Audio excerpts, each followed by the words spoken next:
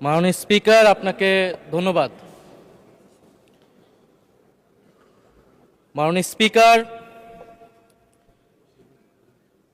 বক্তব্য ভেবেছিলাম শুরু করব অন্য বিষয় নিয়ে, কিন্তু আজকের অধিবেশনের দিনের আলোচনায় আমাদেরকে আরও বেশি অবাক করলেন মাননীয় অর্থমন্ত্রী।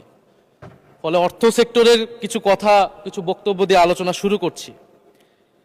আমরা যখনই ব্যাংকিং খাত বা অর্থ সেক্টরের আর্থিক খাতের কথা আসে, মাননীয় অর্থমন্ত্রী একটা বাক্যই বারবার বলেন যে বিএনপির সময়ে এরকম কোনো রেকর্ড নাই যে আর্থিক খাতে বিশৃঙ্খলা হয়েছে। উনি কিছুক্ষণ আগে অস্বীকার করলেন যে বাংলাদেশ ব্যাংকের গভর্নর একটা রাজনৈতিক নিয়োগ, তাদের দলের নির্বাচন কমিটির সদস্য, এবং তিনি এটা অস্বীকার করলেন। আমি মাননীয় স্পিকার টিআইবির একটা তথ্য আপনাদেরকে দিচ্ছি। বর্তমান সরকারি দলের যারা নির্বাচনের প্রার্থী হয়েছেন তাদের 59.41% ঋণগ্রস্ত, এবং যার বেশিরভাগ হচ্ছে সরকারি দলে। সংসদ সদস্যদের 11,000 কোটি টাকার বেশি ঋণ রয়েছে, যার অধিকাংশই সরকারি দলের। এদের অধিকাংশই ঋণ খেলাপি ছিলেন, নির্বাচনের আগে কিছু টাকা ঋণ দিয়ে পুনঃতফসিল করে নিয়েছেন। এবং বর্তমান যে বাংলাদেশ ব্যাংকের গভর্নর, তার স্পেশালিটিটা কি? তার স্পেশালিটি হচ্ছে এই ঋণ পুনঃতফসিল করা, এটাতে তিনি এক্সপার্ট। ফলে তাকে বাংলাদেশ ব্যাংকের গভর্নর কেন দেওয়া হয়েছে এটা খুব পরিষ্কার মাননীয় স্পিকার। এই যে হাজার হাজার কোটি টাকার ঋণ, সেই ঋণগুলো যাতে ঋণ পুনঃতফসিল করতে পারে, সেই সুযোগ সুবিধাটা করে দেওয়ার জন্যই বাংলাদেশের ইতিহাসে প্রথমবারের মতো একজন ব্যবসায়ীকে বাংলাদেশ ব্যাংকের গভর্নর দেওয়া হয়েছে। ফলে জাতির সামনে এই জিনিসগুলো পরিষ্কার হয়েছে। এখন সামনের আর্থিক খাতে আরো নিয়োগ তারা কি বিবেচনায় দিবেন, এই জন্য আমরা তাদের উপর আর আস্থা রাখতে পারছি না মাননীয় স্পিকার। মাননীয় স্পিকার, রাষ্ট্রপতির উপর ধন্যবাদ জ্ঞাপন বক্তব্য। রাষ্ট্রপতির বক্তব্য আমি শুনিও নাই, পড়িও নাই, এবং সেই বক্তব্য দেওয়ার সুযোগ করে দেওয়াকে আমরা প্রত্যাখ্যান জানিয়েছিলাম। আমরা খুব স্পষ্টভাবে বলেছিলাম যে এই রাষ্ট্রপতি অপসারণ প্রয়োজন, তাকে গ্রেফতার করা প্রয়োজন। এই রাষ্ট্রপতির আর কোনো অধিকার নেই বঙ্গভবনে থাকার, এইখানে এসে বক্তব্য দেওয়ার। প্রেসিডেন্ট শাহাবুদ্দিন চুপ্পু, তার কিছু কুকীর্তির কথা মাননীয় স্পিকার হাউসের সামনে তুলে ধরছি। তিনি দুদকের কমিশনার ছিলেন। তাকে দুদকের কমিশনারের করা হয়েছিল 3টে অ্যাসাইনমেন্ট দিয়ে। 1 নম্বর হচ্ছে খালেদা জিয়া এবং তারেক রহমানের বিরুদ্ধে দুর্নীতির অভিযোগের শাস্তি নিশ্চিত করা। 2 নম্বর পদ্মা সেতুর দুর্নীতির অভিযোগ থেকে আওয়ামী লীগকে ক্লিন শিট দেওয়া। 3 নম্বর ফখরুদ্দিন মঈনুদ্দিন সরকারের সময় শেখ হাসিনা সহ আওয়ামী লীগ নেতাদের বিরুদ্ধে হওয়া দুর্নীতির মামলাগুলোকে বাতিল করে দেওয়া। এমন একজন ব্যক্তিকে বিএনপি সরকার রাষ্ট্রপতি হিসেবে এখনো মেনে নিচ্ছে মাননীয় স্পিকার। আরেকটি ঘটনা বলি, 2009 সালে শেখ হাসিনার ক্যাঙ্গারু আদালতের নির্দেশে এই শাহাবুদ্দিন চুপ্পুর নেতৃত্বে 3 সদস্যের judicial inquiry commission on minority torture in 2001 করেছিল শেখ হাসিনার ক্যাঙ্গারু কোর্ট। এই প্রতিবেদন অনুসারে বিএনপির 26,000 বিএনপির নেতাকর্মীকে 2001 সালে ক্ষমতায় এসে কয়েক হাজার হিন্দুকে তারা হত্যা করেছে, এজন্য দায়ী করা হয়েছিল মাননীয় স্পিকার। এবং আওয়ামী লীগ এই রিপোর্ট দেশে বিদেশে এই রিপোর্ট ফেরি করে তারা নিজেদের এখানে ক্ষমতায় থাকাটাকে পাকাপোক্ত করেছিল। মাননীয় স্পিকার, এই রাষ্ট্রপতি চুপ্পু এস আলমের হাতে ইসলামী ব্যাংকে তুলে দেওয়ার কারিগর, 2 কোটি আমানতকারীকে পথে বসিয়েছিল। এবং জুলাই গণহত্যার সময় তার ভূমিকা, ফ্যাসিবাদের সাথে তার সংশ্লিষ্টতা সবকিছু আমরা জানি। আমাদের দুর্ভাগ্য, এই দুর্নীতিবাজ, অপদার্থ, মিথ্যুক, গণহত্যার দোষর এখনো বাংলাদেশের রাষ্ট্রপতি। একটা আলোচনা কয়েকবার এসেছে যে রাষ্ট্রপতির অধীনে কেন শপথ নিয়েছি আমরা বলতে এখানে ব্যক্তিগতভাবে আমার কথাই বলেছে, কারণ আমি এখানে শপথ নিয়েছিলাম। তো মাননীয় স্পিকার, সেই সময়ের প্রেক্ষাপট আর এখনকার প্রেক্ষাপট কি এক? জুলাই গণ অভ্যুত্থানের পরে 5ই আগস্টের পরে আমাদের সামনে 2টা অপশন ছিল। আমরা বলেছিলাম জাতীয় সরকার করতে হবে, সেই জাতীয় সরকারের প্রস্তাব বিএনপি নাকচ করে দিয়েছে। আমাদের সামনে আরেকটা অপশন ছিল ক্ষমতা আর্মির হাতে তুলে দেওয়া। যদি আমরা সেই দিকে আগাতাম, আজকে তারা এখানে বসতে পারতেন কিনা মাননীয় স্পিকার সেটা সন্দেহ আছে। দেশের স্বার্থে, দেশের স্থিতিশীলতার স্বার্থে আমরা সেই সময় সরকারে গিয়েছিলাম, আমরা শপথ নিয়েছিলাম, কিন্তু বৈষম্যবিরোধী ছাত্র আন্দোলন খুব স্পষ্টভাবে 2024 সালে কিন্তু এই রাষ্ট্রপতির অপসারণ চেয়েছিল। সেই সময় সাংবিধানিক ধারাবাহিকতার কথা বলে রাষ্ট্রপতির পক্ষে অবস্থান নিয়েছিল বিএনপির মহাসচিব মির্জা ফখরুল আলমগীর সাহেব, তিনি নিজেই কথা বলেছিলেন।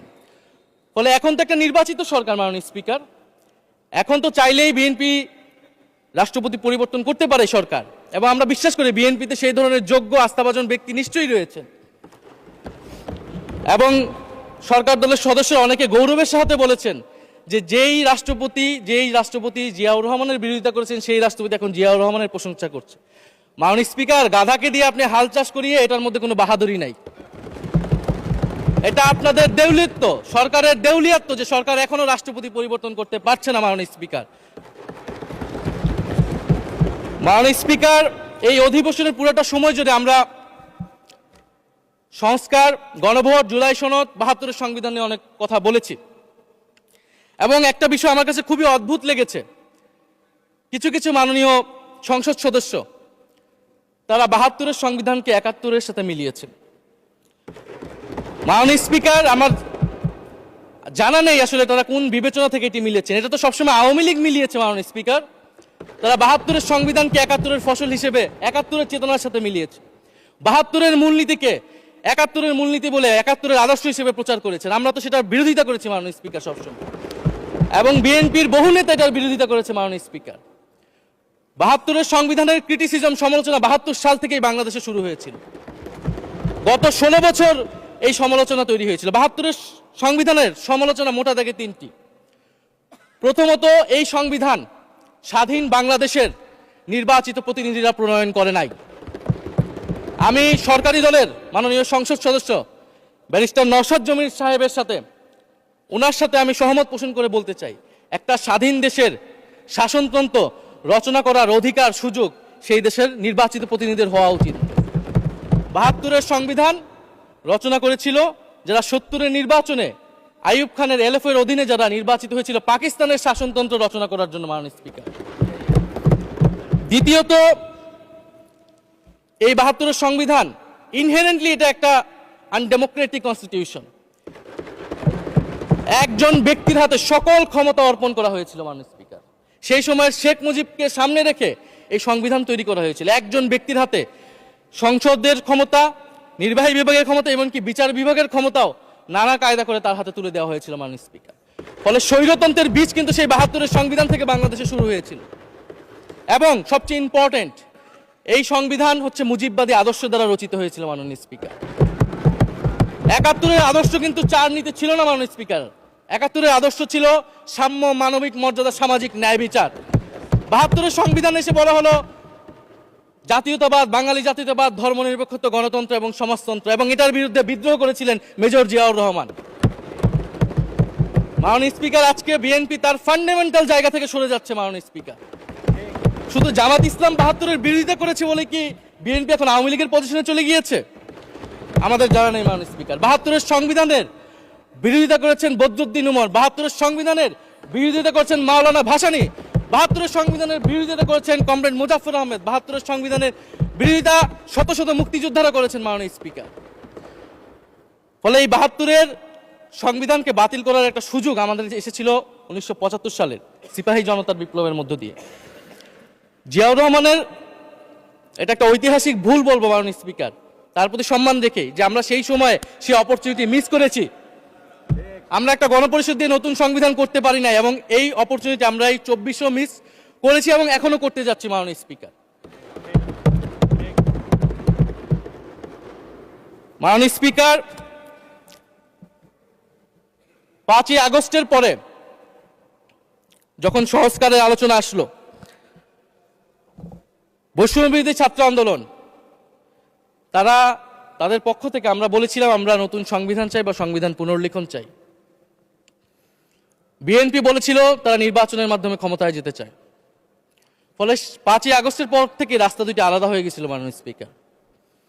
তখন আমরা একটা মধ্যপন্থায় আসলাম যে আমরা সংস্কারে আসি। সেই জায়গা থেকে সংস্কার কমিশন ঐক্যমত, সেখানে আলোচনা হলো। এখন সাংবিধানিক সংস্কার পরিষদ করার কথা গণভোটে বলা হলো, এখন বিএনপি সেই জায়গা থেকে সরে গিয়েছে। এখন বিএনপি যদি সেই জায়গা থেকে সরে যায়, আমাদেরকে পূর্বের জায়গায় ফেরত যেতে হবে। মাননীয় স্পিকার, সংবিধান পুনর্লেখনের দাবি আমাদেরকেও জানাতে হবে। তারা যদি ৭২-এর পক্ষে এরকম অটল অবস্থানে থাকে। জুলাই সনদ নিয়ে অনেক কথা হয়েছে মাননীয় স্পিকার। জুলাই সনদ, জাতীয় জুলাই সনদ, আমরা যেদিন স্বাক্ষর হয়েছিল, আমরা জাতীয় নাগরিক পার্টি সেদিন স্বাক্ষর অনুষ্ঠানে যাইনি মাননীয় স্পিকার, এবং পরবর্তীতে আমরা স্বাক্ষর করেছি বলা যায় না, আমরা সেখানে আমাদের কমেন্টটা দিয়ে এসেছিলাম মাননীয় স্পিকার। জুলাই জাতীয় সনদ, জুলাই গণ অভ্যুত্থানের পরবর্তীতে এত কষ্টের যে ফসলটাকে, সেইটাকে মাননীয় স্পিকার নোট অফ ডিসেন্ট দিয়ে সেটাকে কলুষিত করে ফেলা হয়েছে। যেদিন জুলাই জাতীয় সনদ স্বাক্ষর হয়, সেদিন জুলাই জাতীয় সনদের মেজর সংস্কারগুলোতেই পাশে একটা নোট লেখা হয়েছে যে কোনো রাজনৈতিক দল বা জোট তাদের নির্বাচনী ইস্তিহার উল্লেখপূর্বক যদি জনগণের ম্যান্ডেট লাভ করে, তাহলে তারা সেই মতো ব্যবস্থা গ্রহণ করতে পারবে। তাহলে যেই দল নির্বাচনে জয়ী হবে, তারা তাদের ইস্তেহার অনুযায়ী সবকিছু করবে মাননীয় স্পিকার। এটার জন্য ঐক্যমতের কোনো প্রয়োজন হয় না। আপনি যদি নির্বাচনে জিতে আপনার ইস্তিহার মতোই সবকিছু করবেন, তাহলে আপনার সাথে আমার কিসের ঐক্যমত, কিসের আলোচনা? এবং সেই নোটগুলো কিভাবে লেখানো হয়েছে, কিভাবে বল প্রয়োগ করে, শক্তি প্রয়োগ করে ঐক্যমত কমিশনকে চাপ দিয়ে লেখানো হয়েছে মাননীয় স্পিকার, এটা ঐক্যমত কমিশনের আমি মনে করি এখন বলার সুযোগ হয়ে এসেছে, সময় এসেছে। ফলে জুলাই জাতীয় সনদ কে আমরা একসেপ্ট সেই সময় করতে পারি নাই, এবং মাননীয় স্বরাষ্ট্রমন্ত্রীর ভাষাকে ধার করে আমি বলতে চাই যে জুলাই জাতীয় সনদ এক অন্তহীন প্রতারণার দলিলে পরিণত করেছে মাননীয় স্পিকার বিএনপি এটাকে। এবং ৭২-এর সংবিধানকে আওয়ামী লীগ দলীয় ইস্তেহারে পরিণত করেছিল, কলুষিত করেছিল, এবং জুলাই জাতীয় সনদকে বিএনপি কলুষিত করেছে, দলীয় ইস্তেহারে পরিণত করেছে মাননীয় স্পিকার। আপনি বলছেন জুলাই জাতীয় সনদ, তারপরে আপনি দেখাচ্ছেন হচ্ছে আমার দলীয় ইস্তিহার, তাহলে এখানে তো কোনো ঐক্যমতের সুযোগ নাই। এরপরে আসলো গণভোট। গণভোটের আদেশ নিয়ে সমালোচনা আছে, এবং এই সমালোচনা আমরাও করেছি যে রাষ্ট্রপতি এই ধরনের অর্ডার দিতে পারে কিনা। কিন্তু গণভোটটাকে সবাই মেনে একটা কনসেনসাসের ভিত্তিতেই তো আমরা এই গণভোটে সবাই মিলে অংশগ্রহণ করলাম মাননীয় স্পিকার। বিএনপি এবং তৎকালীন বিএনপির বর্তমান মাননীয় প্রধানমন্ত্রী এবং চেয়ারপারসন, তিনি নিজেও সংস্কারের পক্ষে, হ্যাঁ পক্ষে ভোটে প্রচারণা করেছেন। ফলে আপনাদের ইলেকশনের আগে এটা পরিষ্কার করা প্রয়োজন ছিল যে এই গণভোট আপনারা মানেন না, এই গণভোটে হ্যাঁ বা না জিতুক এটার সাথে আপনাদের কোনো সম্পর্ক নাই। ওনারা কিন্তু মাননীয় স্পিকার সেটা করেননি। ফলে জুলাই গণভোট এটা রাজনৈতিক সিদ্ধান্ত এবং গণরায়। মাননীয় স্বরাষ্ট্রমন্ত্রী তিনি নিজেই সেই সময় বলেছেন যে গণরায় হচ্ছে সার্বভৌম ক্ষমতা, জনগণের রায় আসলে সেটা সকলেই মেনে নিতে বাধ্য হবে, এমনকি যদি সেটার বিরুদ্ধেও কেউ বিজয়ী হয় তারাও সেটা মেনে নিতে বাধ্য হবে। ফলে আমরা মনে করি যে এই গণভোট অনুসারে যে সাংবিধানিক সংস্কার পরিষদ, অতি দ্রুত সময়ের মধ্যে সাংবিধানিক সংস্কার পরিষদ গঠন করা উচিত, এর সুরাহা করা উচিত। আমরা তো মাননীয় স্পিকার অনেক দূর সরে এসেছি, নতুন সংবিধানের জায়গা থেকে সরে আসতে আসতে আমরা কোথায় আসলাম? আমরা খুবই সামান্য কিছু দাবি এখানে এসেছে, জুলাই জাতীয় সনদ বা গণভোট যেটাই বলেন না কেন, যে একটা উচ্চকক্ষ হবে ভোটের অনুপাতে, তত্ত্বাবধায়ক সরকার হবে। এই তত্ত্বাবধায়ক সরকার নিয়েই তো এত ঝামেলা, গত 16 বছরের এত আন্দোলন। কিভাবে নিয়োগ হবে, এই নিয়োগটা আমাদেরকে জানতে হবে মাননীয় স্পিকার। নির্বাচন কমিশনার এবং সাংবিধানিক প্রতিষ্ঠানগুলোতে কিভাবে নিয়োগ হবে, একটা নির্দলীয় এবং গ্রহণযোগ্য নিয়োগ আমরা কিভাবে করতে পারি, যেটা দেশকে বিভাজিত করবে না, বিরোধী দলের উপরে বিরোধী দলের অধিকার ক্ষুণ্ণ করবে না, এবং সবচেয়ে গুরুত্বপূর্ণ বিচার বিভাগ পৃথকীকরণ মাননীয় স্পিকার। এগুলা আমরা 5ই আগস্টের পরে আসমান থেকে বলিনি, এগুলা গত 16 বছর আলোচনা হয়েছে। বিএনপির 31 দফায় আলোচনা ছিল, আরো অনেক রাজনৈতিক দলের আলোচনাতে, সংস্কারের আলোচনা থেকে আমরা মাননীয় স্পিকার ধার করেছিলাম। হ্যাঁ, বিচার বিভাগ এই মুহূর্তে পৃথকীকরণ বা বিচার বিভাগের স্বাধীনতা নিয়ে কনসার্ন আছে, কারণ আওয়ামী লীগের নিয়োগকৃত অনেক বিচারক মাননীয় স্পিকার এখনো রয়ে গেছে বিচারালয়ে, যারা এই জামিনগুলো করিয়েছে ফ্যাসিস্টদের। কিন্তু সেটার একটা সুরাহা আপনারা করেন, আমরা সহযোগিতা করব, কিন্তু তারপরে তো বিচার বিভাগের স্বাধীনতা মাননীয় স্পিকার নিশ্চিত করতে হবে। গুম এবং মানবাধিকার অধ্যাদেশ বাতিল করলেন, আপনারা বলছেন ভালো আইন নিয়ে আসবেন, তো ভালো আইন যতক্ষণ পর্যন্ত আনতে পারছে না ততক্ষণ পর্যন্ত মাননীয় স্পিকার আপনাদের সমালোচনাটা সহ্য করতে হবে। আপনারা ভালো আইন নিয়ে আসুন এবং অতি দ্রুত সময়ের মধ্যে নিয়ে আসুন, আমরা দেখি। মাননীয় স্পিকার, এই সংসদে, এই অধিবেশনে আরেকটি বিষয় বারবার এসেছে, সেটা হচ্ছে মুক্তিযুদ্ধ এবং জুলাই গণ অভ্যুত্থান। মুক্তিযুদ্ধকে মাননীয় স্পিকার আমরা শ্রদ্ধা করি। আমরা মনে করি এই প্রজন্ম যারা জুলাই গণ অভ্যুত্থানে অংশগ্রহণ করেছি, জুলাই গণ অভ্যুত্থানের মধ্য দিয়ে মুক্তিযুদ্ধের নতুন রূপ তৈরি হয়েছে, মুক্তিযুদ্ধের নবায়ন হয়েছে। মাননীয় স্পিকার, ফলে মুক্তিযুদ্ধের সাথে জুলাই গণ অভ্যুত্থানের কোনো সাংঘর্ষিক অবস্থান নেই। আমরা বারবার বলেছি মুক্তিযুদ্ধ, জুলাই গণ অভ্যুত্থান হচ্ছে মুক্তিযুদ্ধেরই আরেকটি ধারাবাহিকতা।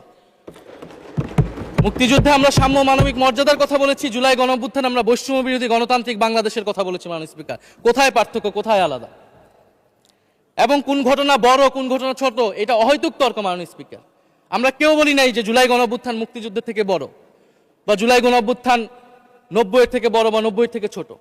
জুলাই গণ অভ্যুত্থান এক বিশেষ ঘটনা বাংলাদেশের ইতিহাসে, মুক্তিযুদ্ধ এক বিশেষ ঘটনা, মুক্তিযুদ্ধ বাংলাদেশের ফাউন্ডেশন। মাননীয় স্পিকার, এটার ব্যাপারে আমরা আনকম্প্রোমাইজেবল, এটা নিয়ে কোনো বিতর্কের কোনো সুযোগ নাই।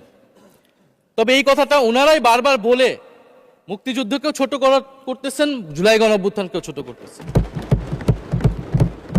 আরেকটি বিষয় মাননীয় স্পিকার, মুক্তিযুদ্ধর কথা যখন এসেছে, আমরা যে সাম্প্রতিক সময়ে জাতীয় মুক্তিযোদ্ধা কাউন্সিল জামুকা আইন সংশোধন করা হলো, অধ্যাদেশ পাশ করা হলো, সেখানে কিন্তু একটা গুরুত্বপূর্ণ সংশোধনী এসেছে। মুক্তিযোদ্ধাদের সংজ্ঞা থেকে মুজিব বাহিনীকে বাদ দেওয়া হয়েছে মাননীয় স্পিকার। এবং আপনারা জানেন যে এই মুজিব বাহিনী, সেটাকে সংযুক্তির মাধ্যমে হাজার হাজার ছাত্রলীগের নেতাকর্মীকে মুক্তিযোদ্ধা সার্টিফিকেট দেওয়া হয়েছিল। মাননীয় স্পিকার, মুজিব বাহিনীর রোল কি ছিল এটা আপনারা এখানে যারা অভিজ্ঞ মাননীয় স্পিকার অনেক মুক্তিযোদ্ধা আছেন তারা ভালো করেই জানেন। মুজিব বাহিনী তৈরি হয়েছিল অন্তর্ঘাত তৈরি করার জন্য। তারা অস্ত্র হাতে দেশে পাকিস্তান বাহিনীর বিরুদ্ধে যুদ্ধ করে নাই, তারা দেশে ঢুকে মুক্তিযুদ্ধের আওয়ামী লীগ বাদে অন্য যেই পক্ষগুলো রয়েছে তাদেরকে হত্যা করেছিল। মাননীয় স্পিকার, ফলে মুজিব বাহিনী কিন্তু কোনো মুক্তিযোদ্ধা না বর্তমান আইন অনুসারে। কিন্তু এখানে অনেক মুজিব বাহিনীর কিছু লোক আছেন, তারা নিজেদেরকে মুক্তিযোদ্ধা হিসেবে বারবার জাহির করছে। ফলে আমাদেরকে এই ফারাকটাও করতে হবে মাননীয় স্পিকার। এবং মুক্তিযুদ্ধের পক্ষ বিপক্ষের রাজনীতি গত 50 বছর ধরে হয়েছে। আমরা এই সমাধান এখনো কেন করতে পারিনি মাননীয় স্পিকার? এর দায়ভার কে নেবে? বিএনপি কি নেবে না, যারা 29 বছর জামাতের সাথে রাজনীতি করেছে? একটা কথা তো এখন সবাই বলে, সাথে থাকলে সঙ্গী, না থাকলে জঙ্গি। ফলে এটার দায়িত্ব ছিল তো উনাদের, এই রিকনসিলিয়েশন তৈরি করা, এই প্রশ্নের সুরাহা করা। জুলাই গণ অভ্যুত্থানের পরে, স্বাধীনতার 54-55 বছর পরে জাতীয় সংসদে মুক্তিযুদ্ধের পক্ষ আর বিপক্ষ বলে ভাগ থাকবে, এটা তো মাননীয় স্পিকার আমরা প্রত্যাশা করি না, এটা এই প্রজন্ম প্রত্যাশা করে না। আমি মাননীয় স্বরাষ্ট্রমন্ত্রীর সাথে একমত পোষণ করি যে ইতিহাসের এই বিতর্ক আমাদেরকে সমাধান করতে হবে, একপাশে রেখে সামনের দিকে এগিয়ে যেতে হবে, এবং এটা সব পক্ষকে এটার জন্য দায়িত্বশীল ভূমিকা পালন করতে হবে। মুক্তিযুদ্ধ যেমন কোনো দেশের ষড়যন্ত্র না, আবার মুক্তিযুদ্ধের নাম করে এদেশে যে লুটপাট ফ্যাসিবাদ কায়েম হয়েছে সেটাও আমাদের ভুলা যাবে না মাননীয় স্পিকার। মাননীয় স্পিকার, জুলাই গণ অভ্যুত্থান সকলের অংশগ্রহণে হয়েছিল, এটা আমরা বারবার বলেছি। তবে বিএনপির বিভিন্ন সদস্য তারা তাদের আলোচনায় বারবার বলার চেষ্টা করে যে আমরা ছিলাম না, আমরা তো এভাবে ছিলাম, এভাবে ছিলাম। এটা তো প্রমাণ করার প্রয়োজন নাই মাননীয় স্পিকার। এটা কেন এত হীনমন্যতা আমাদের এটা বুঝে আসে না। বিএনপি তো অবশ্যই জুলাই গণ অভ্যুত্থানে ছিল, আমাদের সাথেই ছিল। এবং সেই সময়ের একটা উক্তি বিএনপির মহাসচিব মির্জা ফখরুল ইসলাম আলমগীর, উনি বলেছিলেন যে এই আন্দোলনের সাথে আমাদের সম্পর্ক নাই, এটা ছাত্রদের আন্দোলন। তার ওই বক্তব্য সঠিক ছিল মাননীয় স্পিকার। তার উনার ওই সময়ে কৌশলগত অবস্থান এটাই সঠিক ছিল, উনি ওই সময় এই বক্তব্যই প্রয়োজন ছিল, এটা তো আমাদের কোনো দ্বিমত নাই। মাননীয় স্পিকার, আমাকে ডিজিএফআই, ডিবি, এসবি, বাংলাদেশের হেন কোনো গোয়েন্দা সংস্থা নাই যারা আমাকে ইন্টারোগেশন করেছে, টর্চার করেছে এবং একটা কথা বারবার বলানোর চেষ্টা করেছিল যে এই আন্দোলন বিএনপি জামাতের আন্দোলন, যারা আগুন লাগিয়েছে তারা বিএনপি জামাতের সন্ত্রাসী। এটা একবার তোমরা শুধু বলো। ডিবি অফিসের শেষ পর্যন্ত আমরা বাধ্য হয়েছি আন্দোলন স্থগিতের ঘোষণা দিতে, কিন্তু কখনো এই কথাটা মাননীয় স্পিকার আমরা বলি নাই। ফ্যাসিবাদ বিরোধী রাজনৈতিক দলের নেতাকর্মীকে আমরা আন্দোলনের সময় থেকে এখন পর্যন্ত কখনো আমরা অস্বীকার করি নাই। কিন্তু একটা জায়গা আমরা ফারাক করতে চাই, যে এই গণ অভ্যুত্থান কোনো দলীয় আন্দোলন নয়। 90-এর গণ অভ্যুত্থান, 69-এর গণ অভ্যুত্থান থেকে এই গণ অভ্যুত্থানের পার্থক্য রয়েছে মাননীয় স্পিকার। এই গণ অভ্যুত্থানে ফ্যাসিবাদ বিরোধী রাজনৈতিক দলের নেতাকর্মীরা নেতৃত্বে নয়, সামনে পিছনে ছিল মাননীয় স্পিকার। সামনে সাধারণ জনগণ ছিল, ছাত্ররা ছিল। ফলে সেই হিসেবেই এই গণ অভ্যুত্থানকে স্বীকৃতি দেওয়া উচিত। এখন যদি বলা হয় যে অমুকের নেতৃত্বে এই গণঅভ্যুত্থান হয়েছে, আমাদের লোকেরা এই গণঅভ্যুত্থান করেছে। এটা মাননীয় স্পিকার, এই গণঅভ্যুত্থানের সাথে যারা সাধারণ মানুষ নেমেছিল, যারা শহীদ হয়েছে, তাদের সাথে মাননীয় স্পিকার বিশ্বাসঘাতকতা করা হবে। ফলে জুলাই গণঅভ্যুত্থানের সকলের অংশগ্রহণ ছিল। হ্যাঁ, আমাদের অনেক মতপার্থক্য। জুলাই গণঅভ্যুত্থানের পরে আমাদের রাস্তা আলাদা হয়ে গেছে আমরা মনে করি রাজনৈতিকভাবে, কিন্তু গণঅভ্যুত্থান আমরা একসাথেই করেছিলাম মাননীয় স্পিকার। এবং আমি দুইটা কোটেশন বলতে চাই মাননীয় স্পিকার। 7ই আগস্টে নয়াপল্টনের সমাবেশে জনাব তারেক রহমান ভার্চুয়ালি যুক্ত হয়ে বলেন, 1971 ছিল স্বাধীনতা অর্জনের আন্দোলন, আর 2024-এর আন্দোলন হলো সেই স্বাধীনতা ও সার্বভৌমত্ব রক্ষার আন্দোলন। এই আন্দোলনে অংশ নেওয়া প্রতিটি ছাত্র জনতা আজ থেকে নতুন দিনের মুক্তিযোদ্ধা। মাননীয় স্পিকার, মুক্তিযুদ্ধের সাথে আমরা তুলনা করছি এই জায়গা থেকে, কারণ আমাদের কাছে এটা প্রায় যুদ্ধ সময় একটা পরিস্থিতি ছিল। 6 আগস্ট বঙ্গভবনে আলোচনা শেষে ব্রিফিংয়ে মির্জা ফখরুল ইসলাম আলমগীর বলেন, ছাত্র জনতা বুকের রক্ত দিয়ে আমাদের নতুন এক সকাল উপহার দিয়েছে। বাংলাদেশ আজ দ্বিতীয়বার স্বাধীন হলো। এই স্বাধীনতা আমাদের রক্ত দিয়ে রক্ষা করতে হবে মাননীয় স্পিকার। আমরাও বলি রক্ত দিয়ে রক্ষা করতে হবে। মাননীয় স্পিকার, আমাকে একটু সময় বাড়িয়ে দিবেন। আমি যে সময়টা পেয়েছি এটা বিরোধী দলের কোটা থেকে, আমি আশা করব সরকারি দলের কোটা থেকে আমি আরো 10 মিনিট পাবো মাননীয় স্পিকার। মাননীয় চিফ হুইপ এবং সংসদ নেতা নিশ্চয়ই এটাতে সম্মতি দিবেন। মাননীয় স্পিকার, আমরা ভারত এবং পররাষ্ট্রনীতি নিয়ে কিছু কথা বলতে চাই।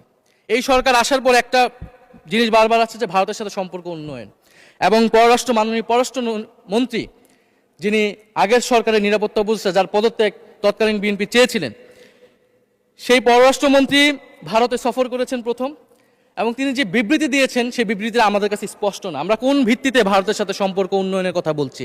যেই ভিত্তিতে আওয়ামী লীগ উন্নয়নের কথা বলেছিল সেই ভিত্তিতে? ভারত বাংলাদেশকে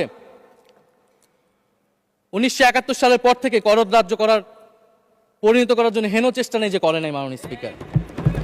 সীমান্তে হত্যাকাণ্ড এখনো হচ্ছে, আমরা নদীর পানি হিস্সা পাচ্ছি না, এবং নতুন করে যেটা হচ্ছে যে বর্ডারে বাংলাদেশি বলে বিভিন্ন মানুষকে পুশ ইন করা হচ্ছে।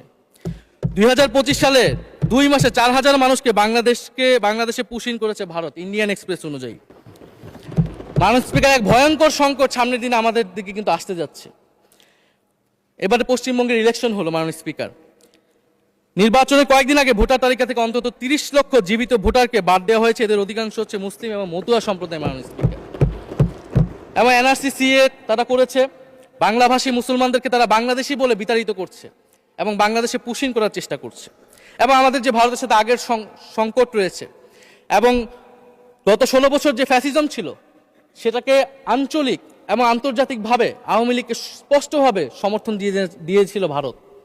এবং এখনো জুলাইয়ের গণহত্যাকারী খুনি শেখ হাসিনা, ওসমান হাদির হত্যাকারীরা সবাই ভারত তাদেরকে আশ্রয় দিয়েছে। ফলে ভারতের সাথে এই বিষয়গুলো নিয়ে আমাদের সরকার কি কথা বলেছে এটা মাননীয় স্পিকার আমরা জানতে চাই। ভারতের সাথে সম্পর্ক আমরা উন্নয়ন করতে চাই। ভারত আমাদের প্রতিবেশী দেশ, কিন্তু মর্যাদার ভিত্তিতে, সাম্যের ভিত্তিতে এই সম্পর্ক হতে হবে মাননীয় স্পিকার। ভারত শুধু আওয়ামী লীগের সাথে সম্পর্ক তৈরি করে এই দেশকে নিয়ন্ত্রণ করার চেষ্টা করছে, সেই দিনকে সে কবর রচনা করতে হবে মাননীয় স্পিকার। ফলে এটা আমরা বুঝতে পারতেছি না ভারত বিএনপির সাথে বা বর্তমান সরকারের সাথে তার সম্পর্কের ভিত্তিটা কি, এবং বর্তমান সরকার আমার এই কথাগুলো যেগুলো আমি বললাম সেগুলো নিয়ে ভারতের সাথে কথা বলেছে কিনা মাননীয় স্পিকার। মাননীয় স্পিকার, দুর্নীতি নিয়ে অনেক কথা হয়। আমি ঋণ খেলাপির পরিসংখ্যানগুলো দিলাম, এবং নির্বাচনের বিধান অনুযায়ী ঋণ খেলাপিকে নির্বাচনে প্রার্থী হতে পারবে না, কিন্তু আমরা দেখলাম নির্বাচনের আগে কিছু টাকা পরিশোধ করে ঋণ পুনঃতফসিল করে তারা সংসদ সদস্য বেশি আসতেন মাননীয় স্পিকার। মাননীয় স্পিকার, আমি কিছু সংখ্যা বলছি। 1700 কোটি টাকা, 765 কোটি টাকা, 679 কোটি টাকা, 621 কোটি টাকা, 201 কোটি টাকা, 182 কোটি টাকা, 97 কোটি টাকা। মাননীয় স্পিকার, এগুলো আমাদের সংসদ সদস্য যারা তাদের ঋণ রয়েছে মাননীয় স্পিকার। এবার আমি নাম বললাম না, কিন্তু পরের সেশনে কিন্তু মাননীয় স্পিকার আমি নাম ধরেই কথা বলবো, এগুলা ফ্যাক্ট। এবং এখনো 2 জন আসতে পারে নাই এই কারণে। এখন দুর্নীতির বিরুদ্ধে তো যুদ্ধ ঘোষণা হয়েছে, এখন এই ঋণগুলো কবে বাংলাদেশের জনগণ ফেরত পাবে, বাংলাদেশের ব্যাংক ফেরত পাবে মাননীয় স্পিকার, এটা আমরা জানতে চাই। মাননীয় স্পিকার, যদি সময় একটু বাড়িয়ে দেন। হ্যাঁ, মাননীয় সদস্য, আপনি আবেদন জানিয়েছিলেন, এর মধ্যে ট্রেজারি বেঞ্চের যে চিফ হুইপ আছেন, মাননীয় চিফ হুইপ, উনি আমাকে জানিয়েছেন উনার সময় 20 মিনিট বরাদ্দ ছিল, সেখান থেকে 5 মিনিট উনি কর্তন করে আপনাকে দিয়েছেন। তো আপনি 5 মিনিটের মধ্যে দয়া করে শেষ করবেন। থ্যাংক মাননীয় ইউ। স্পিকার, আর মাননীয় প্রধানমন্ত্রীর থেকে আরো 5 মিনিট আমি রিকোয়েস্ট করছি মাননীয় স্পিকার, আর যদি 5 মিনিটে শেষ করতে পারে আমি শেষ করে দিব, কোনো সমস্যা নেই। মাননীয় স্পিকার, ফলে আমরা দুর্নীতির কথা বলা হচ্ছে, 16 বছরে আওয়ামী লীগের যে দুর্নীতি, সেই দুর্নীতি থেকেও বড় হয়ে গেছে অন্তর্বর্তী সরকারের সময় ছাত্র সমন্বয়করা কি দুর্নীতি করেছে। মাননীয় স্পিকার, ছাত্র সমন্বয়করা খুবই খারাপ, তারা মন্ত্রণালয়ে ঘুরেছে, দুর্নীতি করেছে, কিংস পার্টি করেছে। তো মাননীয় স্পিকার, গত আওয়ামী লীগের আমলে 16 বছরের দুর্নীতির বিচার ওনারা কিভাবে করবেন সেইটা মাননীয় স্পিকার ওনাদের বলা উচিত জনগণের সামনে। এবং আরও ভালো হয় যদি 2001 থেকে 6 সাল পর্যন্ত মাননীয় স্পিকার যে দুর্নীতির অভিযোগগুলো এসেছিল সেটারও একটা স্বচ্ছ তদন্ত মাননীয় স্পিকারের বর্তমান সরকার করে। দুর্নীতি কেউ না কেউ তো করেছে, কারা করেছে তাদের নাম বাংলাদেশের জনগণের সামনে উন্মুক্ত করা হোক, কারণ সেটার জন্যই তাদেরকে ভোগান্তি পোহাতে হয়েছে 1/11 ষড়যন্ত্রের মাধ্যমে। বর্তমান প্রধানমন্ত্রী, তাকেও কিন্তু দুর্নীতির মিথ্যা অভিযোগ দিয়ে মাননীয় স্পিকার তার বিরুদ্ধে মামলা করা হয়েছিল। মাননীয় স্পিকার, মাননীয় স্বরাষ্ট্রমন্ত্রীর দৃষ্টি আকর্ষণ করছে, একটু আইন শৃঙ্খলা নিয়ে কথা বলি। 2 মাসে বিএনপির হাতে খুন হয়েছে 31 জন, ধর্ষণের ঘটনা ঘটেছে 14টি, বিএনপির চাঁদাবাজির খবর এসেছে 83টি, হামলার ঘটনা এসেছে 154টি, এর একটিতে সরকার কার্যকর কোনো ব্যবস্থা গ্রহণ করেনি। মাননীয় স্পিকার, শাহবাগ থানার সামনে ঢাকা বিশ্ববিদ্যালয়ের সাংবাদিক সমিতির কয়েকজন সদস্যকে বেধড়ক মারধর করেছে ছাত্রদলের নেতাকর্মীরা, এবং এটার এখনো কোনো মামলা নেয়নি। মাননীয় স্বরাষ্ট্রমন্ত্রী যদি জানান এই মামলাটা কেন নেওয়া হচ্ছে না। থানার ভিতর প্রবেশ করে ওসির রুমে ডাকসুর 2 জন নির্বাচিত প্রতিনিধিদের উপর হামলা করা হয়েছে। মাননীয় স্পিকার, ঢাকা বিশ্ববিদ্যালয়ের সাংবাদিক সমিতি, মাননীয় স্পিকার আপনি জানেন আপনি ঢাকা বিশ্ববিদ্যালয়ের ছাত্র, মহসিন হলের, আমিও মহসিন হলের ছাত্র। মাননীয় স্পিকার, ঢাকা বিশ্ববিদ্যালয়ের সাংবাদিক সমিতির একটা বড় ভূমিকা আছে বাংলাদেশের গণতান্ত্রিক আন্দোলনগুলোতে, আমাদের বিশ্ববিদ্যালয়ের গণতান্ত্রিক আন্দোলনগুলোতে। মাননীয় স্পিকার, মাজার হামলা নিয়ে কিছু কথা বলতে চাই। এই সরকারের আমলে আমরা দেখলাম যে কুষ্টিয়ায় মাজারে হামলা করে একজনকে হত্যা করা হয়েছে। মাননীয় স্পিকার, এটা আমরা নিন্দা এবং প্রতিবাদ জানাই।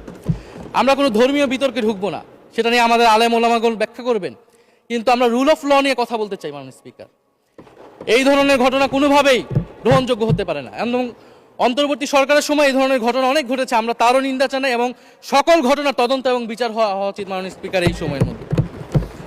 মাননীয় স্পিকার, জঙ্গিবাদ নিয়ে নতুন করে কথা আসছে, সরকারের প্রতি অনুরোধ থাকবে আপনারা একটু সমন্বয় করে বক্তব্য দিন।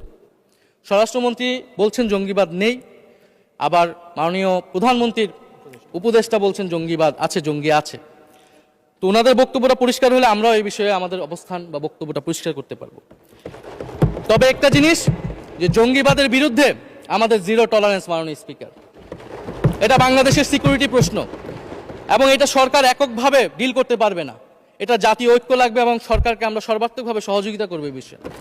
তবে বিগত আমলের মতো এবং ওয়ারেন্ট টেররের প্রজেক্ট হিসেবে যাতে বাংলাদেশে কোনো জঙ্গিবাদের নাটক না হয় মাননীয় স্পিকার, এটাও আমাদের মাথায় রাখবে। মাননীয় স্পিকার, আমাদের দেশের প্রধান একটা জনগোষ্ঠী হচ্ছে কৃষক, আমরা সবাই কৃষক পরিবারের সন্তান। সরকার কৃষি কার্ড দিচ্ছে, এটা সরকারকে সাধুবাদ জানাই। তবে সরকার গত বছরের যে দামে কৃষক থেকে ধান এবং চাল কিনেছে, এই বছর ঠিক একই দামে কৃষক থেকে ধান কিনছে, এটার ফলে কৃষকদের কিন্তু মাননীয় স্পিকার লোকসান হচ্ছে। ডিজেলের দাম বৃদ্ধি হয়েছে, সেচ খরচ, সার, বীজ, শ্রমিক মজুরি সব মিলিয়ে মাননীয় স্পিকার বোরো মৌসুমে ধানের উৎপাদন খরচ উল্লেখযোগ্যভাবে বেড়েছে। একদিকে কৃষি কার্ড দিবেন, আরেকদিকে ধানের ন্যায্য মূল্য আপনারা কৃষককে দিবেন না, এটা মাননীয় স্পিকার কোনো সমাধান বলে আমরা মনে করি না। মাননীয় স্পিকার, আমরা জুলাই গণহত্যার বিচার নিয়ে মাননীয় আইনমন্ত্রীকে এখন পর্যন্ত কোনো ব্রিফিং মাননীয় সংসদে করতে শুনি নাই, হয়তো আমার মিস হয়ে যেতে পারে। আমরা আশা করব উনি প্রতি অধিবেশনে সংসদে এবং সংসদের বাইরে আমাদের ট্রাইব্যুনালের চিফ প্রসিকিউটর আছেন, মাননীয় আইনমন্ত্রীর থেকেও আমরা জুলাই গণহত্যার বিচার প্রক্রিয়া কতটুকু আগাচ্ছে, কিভাবে আগাচ্ছে, এটা নিয়ে আমরা স্বচ্ছ বক্তব্য ওনাদের কাছ থেকে, সরকারের কাছ থেকে মাননীয় স্পিকার আশা করি। আমরা আশা করি মাননীয় স্পিকার, যে জুলাই যারা শহীদ হয়েছিলেন, শহীদ পরিবারদের যে সকল সুযোগ সুবিধা দেওয়া হয়েছিল অন্তর্বর্তী সরকার থেকে, সেই সব কিছু অব্যাহত থাকবে, এবং বর্তমান সরকার সেটা আরও বৃদ্ধি করবে মাননীয় স্পিকার, শহীদ পরিবার এবং আহত যোদ্ধাদের জন্য। মাননীয় স্পিকার, আর 2 মিনিট যদি বৃদ্ধি করতেন আমি শেষ করে দিব 2 মিনিট। জি, 2 মিনিট বৃদ্ধি করা হলো। মাননীয় স্পিকার, আমরা এই জুলাই গণ অভ্যুত্থানে এই প্রজন্ম কর্মসংস্থানের বড় একটা দাবি নিয়ে কিন্তু মাননীয় স্পিকার চাকরির আন্দোলন থেকে আন্দোলনটা শুরু হয়েছিল। ফলে আমরা আশা করব এই সরকারের সময় কর্মসংস্থানের সুরাহা হবে এবং সেটার জন্য আর্থিক খাতে দুর্নীতি বন্ধ করতে হবে, বিনিয়োগ আনতে হবে এবং চাকরিতে স্বজনপ্রীতি, দুর্নীতি এগুলো একদম বন্ধ করতে হবে মাননীয় স্পিকার, সরকারি চাকরিতে বিশেষত। মাননীয় স্পিকার, একটা বিষয় যে সরকার এখন বলে দিচ্ছে যে বিরোধী দল কিভাবে কথা বলবে, কিভাবে বিরোধিতা করবে এবং বিরোধী দলের পতনও হয়ে যাবে, এরকম কথা মাননীয় স্পিকার সংসদে আমাদের শুনতে হচ্ছে। তো বিরোধী দল তো মাননীয় স্পিকার সরকারের প্রেসক্রিপশন অনুযায়ী বিরোধিতা করবে না, সরকারের শিখিয়ে দেওয়ার প্রয়োজন নাই কিভাবে কথা বলবে, কিভাবে বিরোধিতা করবে। বিরোধী দল বিরোধিতা করবে, সমালোচনা করবে, জনগণ এটা ঠিক করবে বিরোধী দলকে কতটুকু সমর্থন দিবে কি দিবে না। এবং বিরোধী দলের রাজনীতি মাননীয় স্পিকার বিএনপি করেছে, আমরা দেখেছি, তখন ছোট ছিলাম। মাননীয় স্পিকার, আমি যখন ইন্টারমিডিয়েটে পড়ি, খালেদা জিয়া তখন গ্রেফতার হন এবং তার পরের দিন আমার বাবা রাজনৈতিক মামলায় গ্রেফতার হন। আমার মা আমাকে নিয়ে থানায়, কোর্টে এবং কারাগারে আমি আমার মায়ের সাথে ঘুরেছি মাননীয় স্পিকার। আমি জানি আমার এই অভিজ্ঞতা বাংলাদেশের লাখ লাখ মানুষের, ফ্যাসিবাদ বিরোধী আন্দোলন, রাজনৈতিক কর্মী যারা রয়েছে তাদের সকলের একই অভিজ্ঞতা মাননীয় স্পিকার। মাননীয় স্পিকার, সেই অভিজ্ঞতা থেকেই বিশ্ববিদ্যালয়ে যখন এসেছি প্রথম, মনে হয়েছে যে এই প্রজন্ম হিসেবে আমাদের একটা দায়বদ্ধতা আছে। আমার সামনে একজন স্বৈর শাসক থাকবে, বাংলাদেশের একজন ছাত্র হিসেবে আমি এটা মেনে নিতে পারিনি মাননীয় স্পিকার প্রথম বর্ষ থেকে। সেই জায়গা থেকে কাজ করেছি জুলাই গণ অভ্যুত্থানে। মাননীয় স্পিকার, আমি আমার এলাকা নিয়ে শুধু শেষ করব, সবাই যেহেতু এলাকা নিয়ে কথা বলে প্রথম আসলে, আমি মাননীয় প্রধানমন্ত্রীর প্রতিবেশী, ঢাকা 17-এর প্রতিবেশী হচ্ছে ঢাকা 11 মাননীয় স্পিকার। সংসদে সরকার দল এবং বিরোধী দলের যেই পরিমাণ বৈষম্য, ঢাকা 17 এবং ঢাকা 11-এর একই পরিমাণ মাননীয় স্পিকার বৈষম্য। ফলে উনি যাতে এই বৈষম্য দূর করেন এবং ঢাকা 11-র জন্য যদি মাননীয় সদস্য 2 মিনিট চেয়েছিলেন, শেষ হয়ে গেছে। আর 2 মিনিট দেওয়া হলো, 2 মিনিটের মধ্যে শেষ করে ফেলেন প্লিজ। স্পিকার, ধন্যবাদ আপনাকে। ফলে এই বৈষম্য উনি সংসদেও দূর করবেন, সংসদেও দূর হবে এবং আমার এলাকাও সেই উন্নয়ন কার্যক্রম হবে। ঢাকা 11 এই গণ অভ্যুত্থানের অন্যতম হট স্পট ছিল রামপুরা, বাড্ডা, ভাটারা এলাকা মাননীয় স্পিকার, যেখানে অনেক প্রাইভেট বিশ্ববিদ্যালয়, মাদ্রাসা, তারা সকলে এসে কিন্তু ফ্যাসিস্টদেরকে প্রতিহত করেছিল এবং এই অত্র এলাকার নানান সমস্যা। তো সরকারের জায়গা থেকে আমি আশা করব, আমি হয়তো অনেক সমালোচনা করতে পারি, অনেক ভুল ত্রুটি থাকতে পারে, যেহেতু নতুন এসেছি কথা বলছি। তো সেই জায়গা থেকে যাতে আমার এলাকার প্রতি কোনো বিরূপ মনোভাব না থাকে, কোনো বৈষম্য যাতে না হয় মাননীয় স্পিকার। আপাতত ওনারা ওইখানকার যিনি পরাজিত প্রার্থী, তাদেরকে দিয়ে বিভিন্ন উন্নয়ন কার্যক্রম করছে প্রশাসক, এই সিটি কর্পোরেশনের প্রশাসক। তা আমার ক্রেডিটের দরকার নাই, কিন্তু উন্নয়ন হলেই মাননীয় স্পিকার চলবে। মাননীয় স্পিকার, আমি সর্বশেষ বলতে চাই, এই প্রথম অধিবেশনে বিশ্ববিদ্যালয়ের জীবনে ঢাকা বিশ্ববিদ্যালয়ের অনেক স্বপ্ন নিয়ে গিয়েছিলাম। প্রথম মাসে মাননীয় স্পিকার হতাশ হয়েছিলাম, যখন দেখেছি হলের সিস্টেম, যখন দেখেছি বিশ্ববিদ্যালয়ের সিস্টেম এবং এই সংসদে মাননীয় স্পিকার প্রথম অধিবেশনে আমি অনেক হতাশ হয়েছি। সরকারি দলের সদস্যরা যেভাবে স্তুতি করেছে, যেভাবে সংবিধান সংস্কার পরিষদকে বাতিল করে দেওয়া হয়েছে, যেভাবে গণভোটকে অস্বীকার করেছে, মাননীয় স্পিকার আমি আশা করব আমাদের এই হতাশা অতি দ্রুতই শেষ হবে এবং আমরা যেই কমিটমেন্ট জনগণের কাছে করেছি সেই সকল প্রতিশ্রুতি আমরা রক্ষা করে সামনের দিকে এগিয়ে যেতে পারবো। মাননীয় স্পিকার, আপনাকে ধন্যবাদ, এই হাউসের সকলকে ধন্যবাদ মাননীয় স্পিকার।